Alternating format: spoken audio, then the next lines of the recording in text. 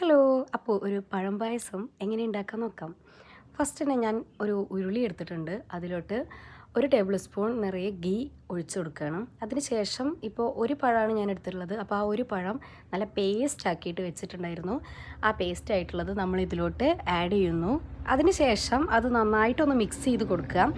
പിന്നെ മിക്സായിട്ട് ഒരു കളറൊക്കെ ഒന്ന് ചേഞ്ചായി വരുന്ന ടൈമിൽ അതിലോട്ട് ഫസ്റ്റ് ചെയ്യേണ്ടത് എന്താ വെച്ചാൽ ഒരു 4 അച്ച് ശർക്കര എടുത്തിട്ട് ഞാൻ പാനിയാക്കി വെച്ചതാണ്. അതും കൂടി ഒഴിച്ചെടുക്കുന്നു.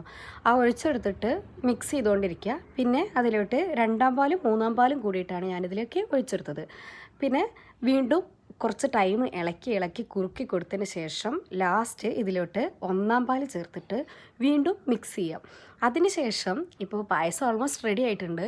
പിന്നെ അതിലേക്ക് ഞാൻ കുറച്ച് ചുക്കും ഏലക്കായും കൂടി പൊടിച്ച പൗഡറാണ് ആഡ് ചെയ്യണത്. അതൊരു 1 ടേബിൾ സ്പൂൺ മതി. പിന്നെ നേരെ ഒരു പാത്രത്തിലേക്ക് ഒഴിച്ചെടുക്കുക. പിന്നെ ലാസ്റ്റ് ഞാൻ ഗീയിൽ കുറച്ച് തേങ്ങാക്കൊത്തും പിന്നെ കാഷ്യൂ നട്ട്സും കൂടിയിട്ടിട്ട് കൊടുത്തിട്ടുണ്ട്. അപ്പോൾ പായസം റെഡി.